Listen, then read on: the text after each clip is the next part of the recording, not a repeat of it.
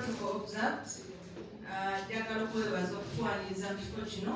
Amanya gange nze Catherine Nyamuma Nganda mukyala Mugesu erya Nganda nalidya mu bufumbo nga omulimu gwe tukola mu Petros zowina babanyumide mulimu munene era gutumenya era tusanyuse nnyo nti abantu ababikwasaganya ku ground betwogera nabo olwaleero.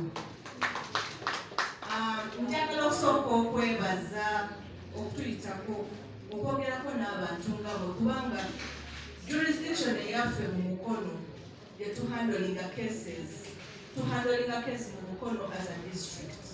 So tugenda as far as Kome, Jinja Road, Kampala Road, Katosi Road, Kayunga Road, Gayaza Road. Sicho? What just example side. So, njagala kwogera ku program specifically that helps the children. Community action team. Batasaba Madam Jackie ayimirireko kuba ali ku committee eyo, Madam CPO, DCDO nawe yimuka, ani omulala aliwo. Beba babiri abaliwo. Mwebale nnyo okubeera ku. Madam Mariam, welabye nti oli ku committee eyo. Thank you so much. Kakati Community Action Team is a program that was started in 2021. After starting program yokulabirira abaana abafunidwa embuto, we realized that tuyamba abaana yes, netubayamba okuzaala, netubayamba okuba obulungi, netubazza mu ssomero, n'ate ba perpetrators tubakolera ki? We leave it hanging, tuba tetuyambye. Eventually omuntu akutta omwana takwata omu efuuka neeyisaaye. So let's realizing that we need to come up with a program that stops the vice. Kwe kutandika community action team. Nga kitegeeza ntwagala tukwasaganya ensonga eno n'abantu abali key players mu kuyamba abaana. So community action team is a program that manages the cases of sexual violence and we focus on three things: justice, safety, and healing.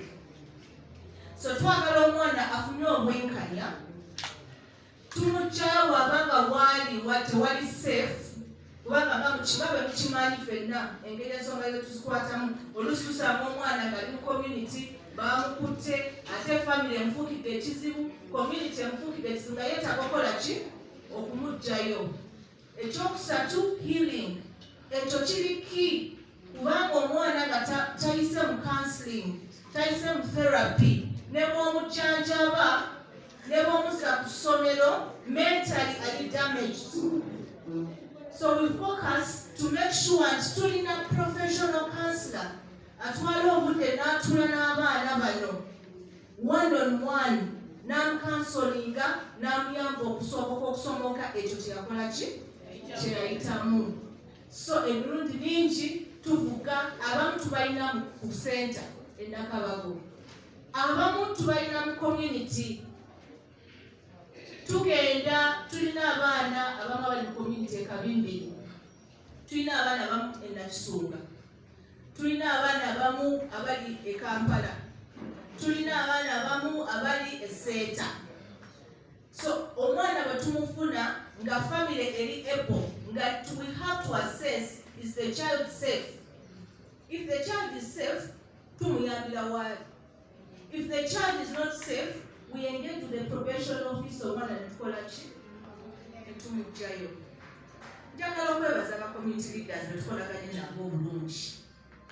Mwami Esteriko Nakisunga, tweyanze okutwalirizanga, twagenda netukola sensitization y'aba LC1 e Nakisunga bonna. Tukoze omulimu ogw'amaanyi okukolaboratinga ne ba leaders okumakinga sure nti bayiga, netwogera ne ba senior men and senior women okumanya how to manage cases. Tugende Kabimbiri, twagende Kabimbiri netukola sensitization e Kabimbiri, netubeera ne Madam Nsanyi.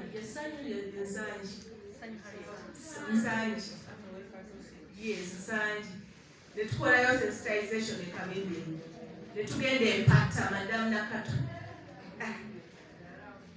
netugenda empatta twebaza nnyo okutwaniza mu bifo bino tusobola okukola sensitizations kakati kirungi nti fenna wetugenda tuba mu sub-county za njawulo eno service si ya Nakisunga yokka si ya Kabibiri yokka si ya Mpatta. It is a district service as long as mwenna tuli mu mukono ki mwenna tuli mu mukono district. So mufuna case, this is how we can work together. Community action team yaffe eriko probation office eriko police, because lwaki police yekwasaganya ensonga yefuna statements ye arrestinga ye making sure nti file eri complete. Tulinako police surgeon oyo yakola ki yakola medical ku baana. We want to make sure medicals are done. Tulinako social worker Madam Mariam ye social worker ku team eyo era bwe ngenda naye mu field ebiseera ebisinga bwe batukubira nti waliwo omwana bw'ati katugenda ku ground to assess what is the need. Tulinako counselor, professional counselor okumakinga sure nti ensonga tuzikwasaganya obulambulukufu bwabo, what is the help that the child needs. Tulinako educationist twagala okumanya omwana abadde musomero tumuyamba tutya obutasitoolinga. Tulinako prosecutor lwaki nsonga musimanyi bazigenda mu kooti state bebakola ki bebazihandolinga. Kati eyo community action team yonna nze administrator okumakinga sure buli muntu akola kyalina okukola ki okukola.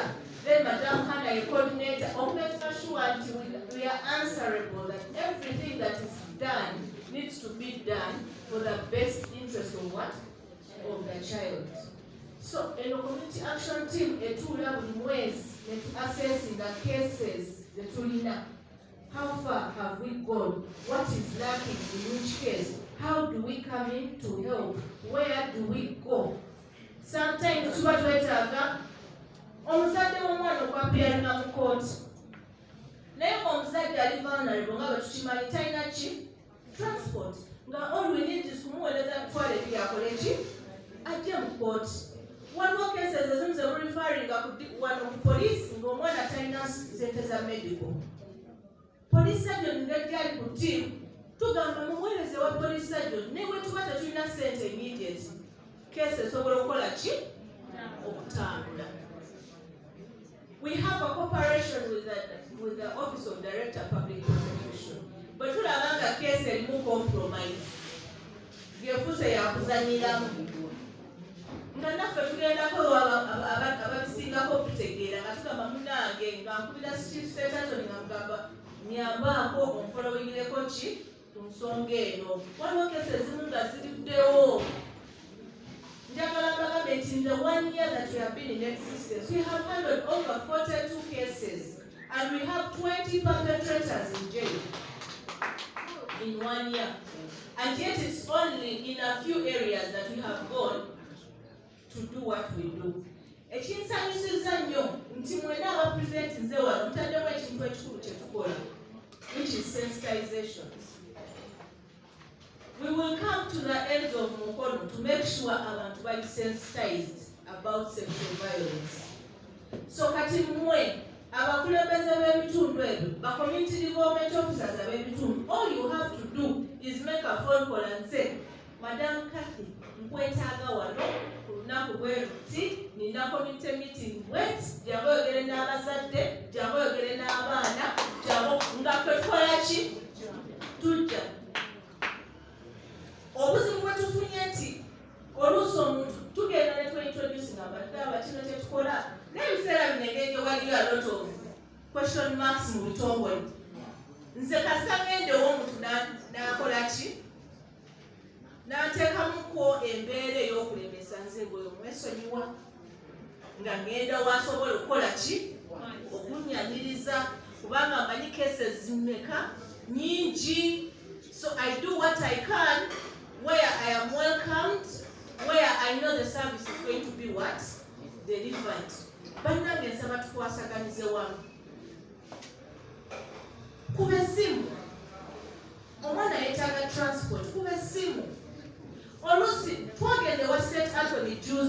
tutuuka ku cases natugamba nti cases zisinga ba IO tebateekako ki statement IO ne bamuyita talabikako kati gwe CDO bw'oloopa omusango n'ofowadinga omusango ne gujja ku poliisi gwe ng'osirika kati IO bwe baba tebamuyise bwe bamuyita n'atajja ng'omusango gukola ki gufa kati nze bwe mba ngayita omusango ogwo gye guli ne bagamba IO bamwetaaga nze nkubira IO sebo ne wetaaga ki okulabika ku ki ku kooti wetaaga transport kankuweereze transport wetaaga kujja nze nginone kanzigenda ne fayiro ekole ki etambule kubanga abaana betuyamba abaana basinga bali vulnerable they're from vulnerable homes kakati gwe tekijjako ngalo kasito reportinga n'oweereza omwana n'atuka mu kitongole follow up tusobole okuba nga tukolaganira wamu okwegashwa nti kesi zikola ki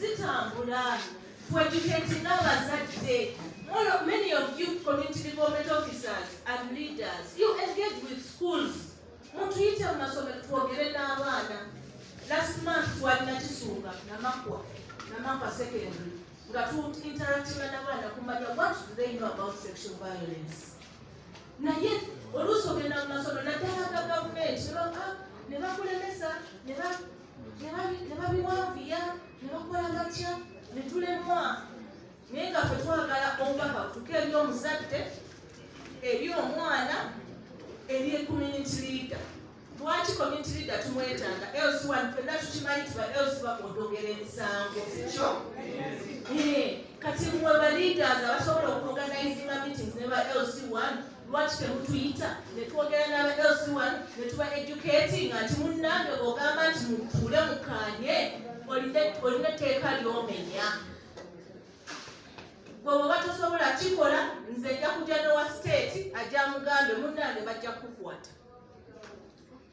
kati singa ffenna tukola kyetulina okukola that is the reason for the community action team ngera ntuba it is community it is not Petros Zoe it is not me it is all of us playing our roles for the best interest of what of the children if we do that imagine singa ngenda nakisunga this week next week nengende Katosi the other week ngandi Kasawo atenze Kasawo ngamba oba kese etuwa bali bana tuvuga tugende omusiba aliwo nayetaaga okukwata njagivuga ngende ona wenetaaga ngende n'omusirikale to making sure nti omusiba akola ki akwatibwa ate bwe bamukwata ne bamuleeta to making sure nti kiki ekyetaagisa omwana yeetaaga medical care tumuwe medical care tuyina kesesa abaana betugenda ne tuyamba nosanga ng'omwana yakosebwa yafuna obulambe munda avaamu amasira naye ng'omuzadde atudde tuyina omwana gwe twayamba ewa ennakabago ng'omwana oyo mamba we taata w'omuto yali amukozesa for years from age 8 to 12 naye ng'omwana afubutuka ng'ayambala empale 3 olunaku kubanga atoba naye bwe twagenda okwogera n'omuzadde yatugamba nze sikiwulirangako infact yatugamba omwana ng'agamba ne kusomera tayala kubanga abantu bakola ki awunya mama yatugamba nze simuwulirangako naye ng'omwana abeera nani ne maama mukiraba kati bw'obava keesi ogenda gihandolinga togijjako omukono tunakite ku poliisi kiwedde you have to follow up awo ffe wetugiramu wotasobola ku essimu ogambe nti madamu kate tukomye wano nyamba tukoze tutya okukola ki okweyongerayo recently waliwo omwana eyalina keesi omu ku bakansala nakisunga mwana we mwenyini gwe bakola ki gwe bakozesa yangamba nemugamba omwana we najalina emyaka 5 tugezezaako tutya okumuyamba okumukansolinga yagamba sagala tushomereko nnyo sagala kumwogerako trama nedda tukirekeraawo ajja kuba bulungi kati kamabuli nze ayimiridde wano omusajja yali agenda kunkozesa nga nina emyaka 5 nga ndi mu primary school P1 nakayingira boarding ng'omusomesa mamange gwe yankwasa andabirire ng'abazadde bwe bakola omusomesa mwesiga kalabirira omwana wange kakola atya ng'omusomesa neepikira ku myaka emeka 5 omusomesa yankwata nayingiza ekisenge ki nagamba webake ku buliri nga nina emyaka emeka 5 ekyanyamba omuntu yakonkoda ngaomusomesa anyambudde nagamba togeza noyogera naye ate ekyennaku nti nawe walidde nga mama wange omusomesa muinviting ewaffe ewaka ajje mu kuwummula. Mulaba ignorance bwekola obutamanya bw'abazadde nobeera ewaka ngaoli ku bunkenke nobeera kusomera ngaoli ku ki kati omuzadde oyo naddala omusajja agamba omwana muto myaka 5 trauma ejja muvaako mbabuulire nina abaana 6 abaana abange abawala batineja awasembayo ina emyaka 12 naye abaana abange ngezezaako okubakwana okufuba okulaba nti n'okubateeka mu boarding nabateeka mu secondary kubanga nekugenda mu boarding mu secondary nga mpulira neeraliikirira bwe mba siri nabo.